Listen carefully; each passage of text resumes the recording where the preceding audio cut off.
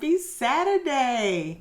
I know I came in the fall kicking and screaming, but I'm here now and I'm loving it. The leaf change, the coolness outside, the moody lip, the tea, Thanksgiving. Oh my God. So I'm excited. I know I am, but that's not what we're here to talk about today.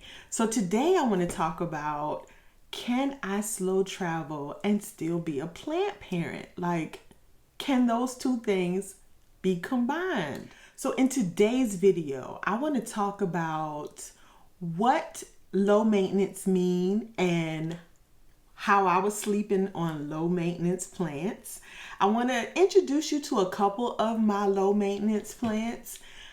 I want to talk about how I can move some of my favorite plants into that low maintenance category.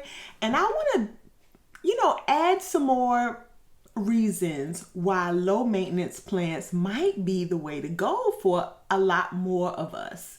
That maybe you guys are like me and you've been kind of snubbing low maintenance plants. I should know better, but I did. I kind of snub low maintenance plants. Somebody says low maintenance plants, I automatically think of a certain kind of plant and I'm like, But in reality, they might be the way to go. And like I said, I want to talk about how I can move some of my plants that are not considered low maintenance, but if I create a different environment for them, I can move them closer into the low maintenance category where I don't have to be so fussy about them. So let's get into it.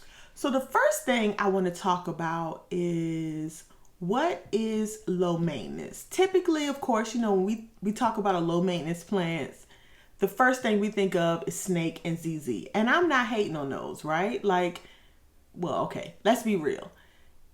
In the beginning, I kind of hated on the snake plant. And I think it was probably because it was so common. And then the more I came to my senses, I realized that common is not bad. Common is not bad at all because it allows me to kill two birds with one stone. I can have more ease in my life and still have plants around me, and they grow beautifully and they're healthy. They're pest resistant. I mean, they check all the boxes, right? So I've been sleeping on snake plants, and snake plant varieties are ridiculously crazy. Like, you can find some really beautiful snake plants, ZZ plants, and all the ones that first come to mind when you think of low maintenance plants: snake, ZZ, cactus, maybe some succulents. It's like, yeah, all of those things. But between you and I, you want more variety, right? So the first thing I want to talk about is what low maintenance is. Like, what constitutes low maintenance? So of course, let me start off by saying that low maintenance and your description of low maintenance has to be personal. It's relative, right? If for me, if my lifestyle allows me to work from home and I'm home a lot, then watering a plant or two every day may not be low maintenance for me. But if I'm traveling around the world, or I'm a busy mom, or I'm working outside the home and I'm not home for the most part of the day, then having to water a plant every day might not be low maintenance. So let's start off by saying that if you have to define what low maintenance is for you. It's relative. But I do kind of want to have a central idea of what low maintenance is. So for me, I want to say that low maintenance I might take into consideration how often I need to water the plant, feed the plant, repot the plant.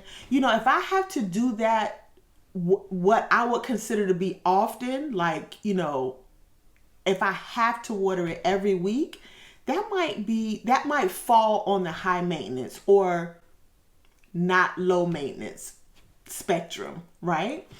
So another criteria that I might consider low maintenance is whether or not that plant is resilient. Like, can it miss a watering? And if it does miss a watering, then how does it respond? Does it completely die off? Does it just pull back a little bit, not grow as fast or does it die? Like for me, that would be a criteria where I might determine a plant to be low maintenance or high maintenance. For instance, like the snake plant or like this succulent. So like this succulent, if I don't water this plant, it is not going to kill over and die, right? If I don't water it as often as it likes, then what may happen, most likely what will happen is that the plant just won't grow as quickly, right? But if I were to take something like a Brazil and not water that for 3 weeks or a month, then that plant might have a different reaction than this one.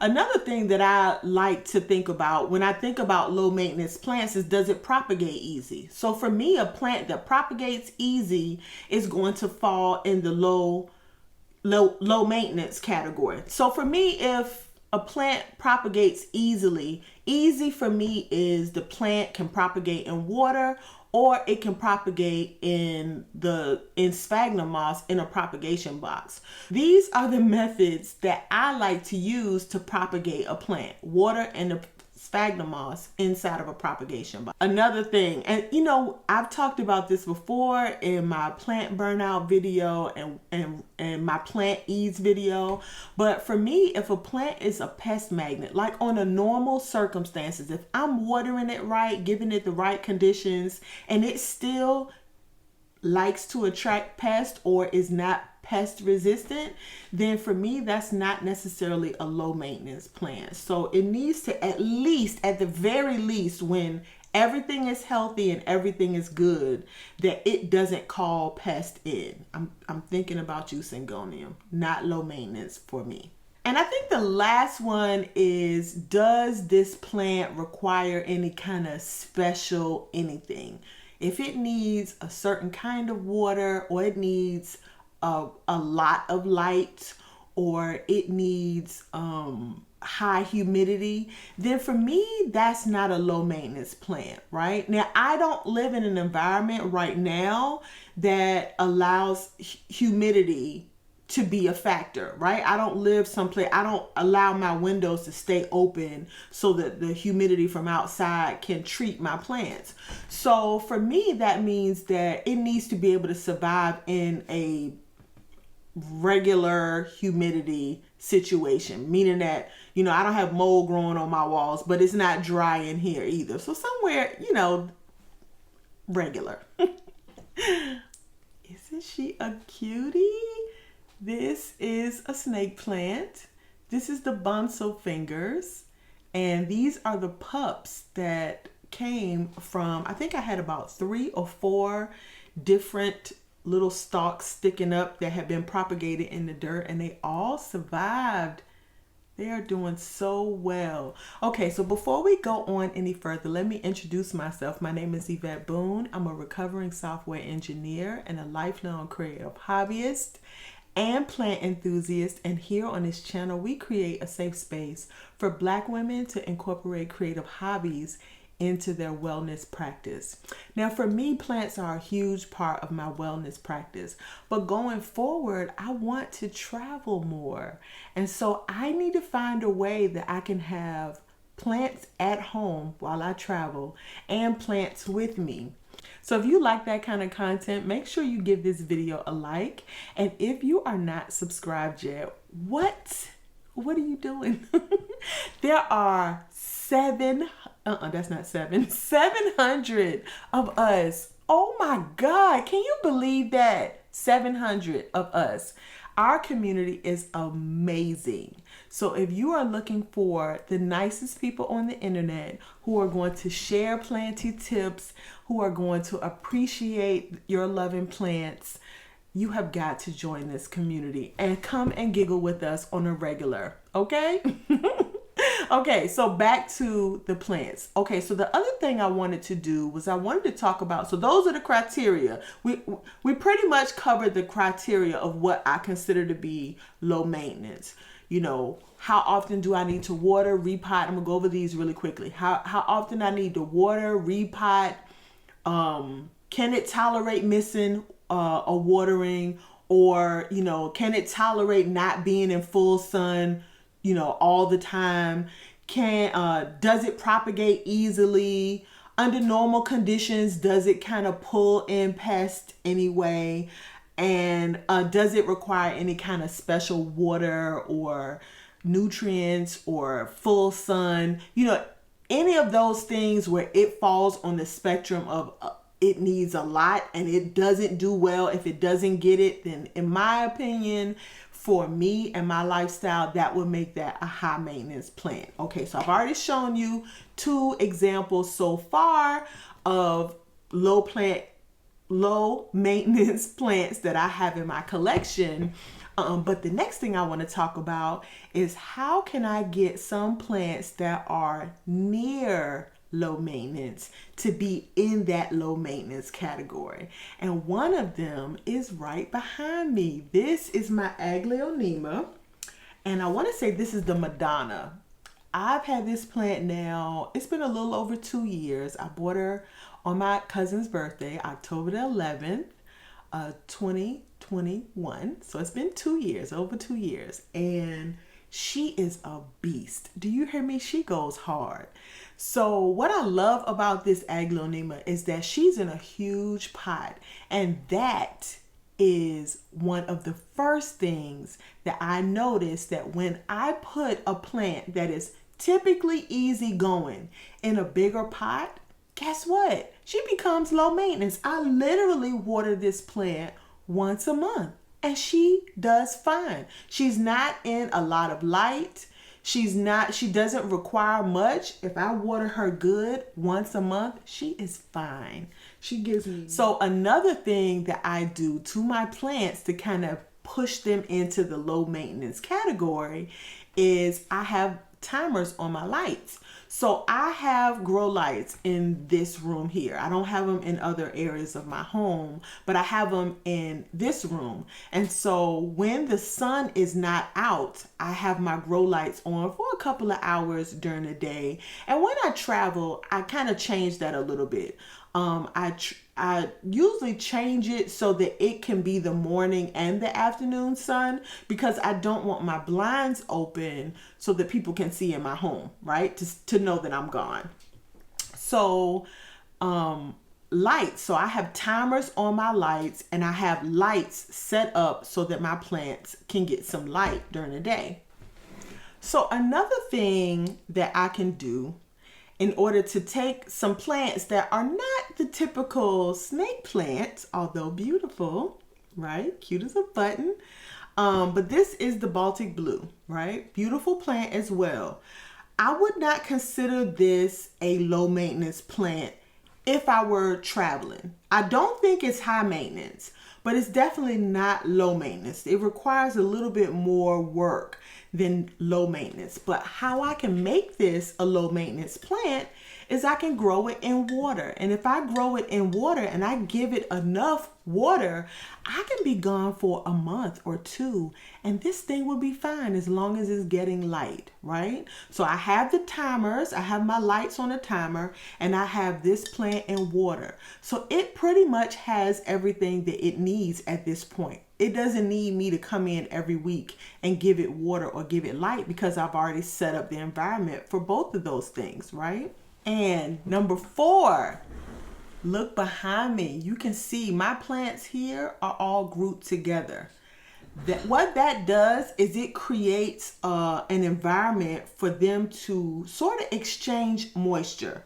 So as this water sort of evaporates from here, it gets in the air and creates a moister environment. Now it's not going to create a humid environment, but it does kind of give them the opportunity to share what little bit evaporates from here with their own leaves and the leaves around it. And one other tip I think that I don't use often enough, I will admit, I think another one of what I consider to be a low maintenance plant is my African violets. And the reason my African violets are low maintenance is because I have them in self-watering pots. So it's pretty much the same as this to some degree. I'm not growing them in water, but I have a constant supply of water to the dirt. And that's because those love to stay evenly moist. Those African violets, they love to stay evenly moist, right?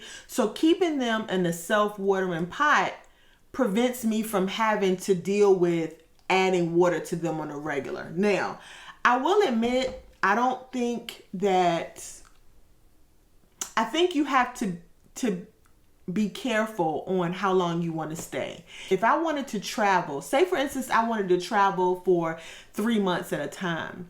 3 months of travel, I'm not sure if any of the plants would last 3 months without water or light, right? If you're supplying light, at some point these plants are going to need water. Now, I will say what I did find when I was researching is that they have some sort of irrigation system or watering system that will water your plants for you. But what it is a reservoir of water like this. It has like a tube and it goes and it will pump the water into these things.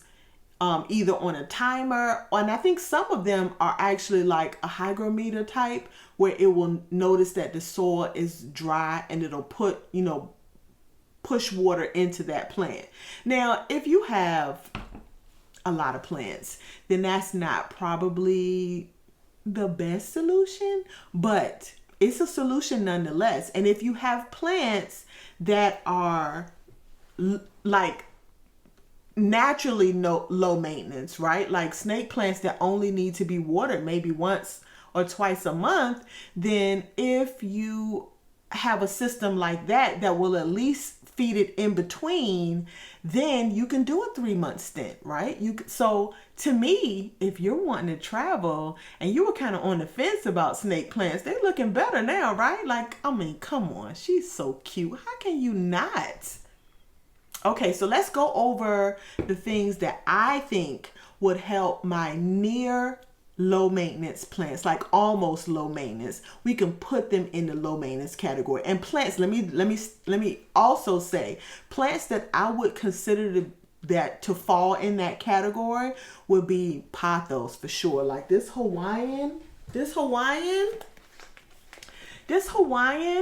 would be just fine in a bigger pot. If I put this Hawaiian, matter of fact, behind me you can see my jade. My jade has been in here for about a couple of weeks getting some sun. But my jade I put in that huge pot. I want to say that's like a 15-inch pot.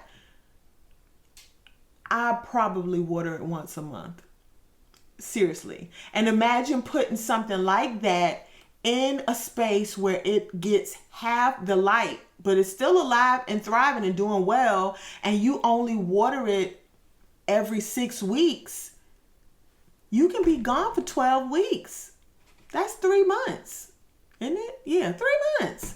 So I think a plant like this Hawaiian, this golden pothos, Hawaiian pothos, I think this would do well in a larger pot. Now, of course, you got to have a plant big enough to put. You just can't take a small plant and put it in a big pot and be like, oh, okay, I'm gonna leave out for the country and hope all does well. It needs to be a large plant. The root system needs to be able to fit in that plant. But if you have plants that you can put together, if you have a bunch of small pots, you can pull them all together, put it in one big pot, and that thing will last. Because what happens is the dirt in it stays moist longer, and so you don't have to water it as often. That's a hack that I shared in the Plant Parent Ease video, is that consolidating your plants into a larger pot is going to mean you don't have to water them that often. And what you do in between watering is your business. You can be home